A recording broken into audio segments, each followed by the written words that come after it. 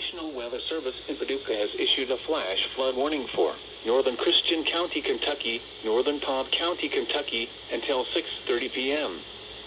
At 4:25 p.m., Doppler radar indicated thunderstorms producing heavy rain across the warned area. Radar estimates this area has already received several inches of rainfall, so additional heavy rain means flash flooding is expected to begin shortly. Some locations that will experience lower was 14 Hopkinsville, Crofton, Clifty, Hawkins, and Allegre.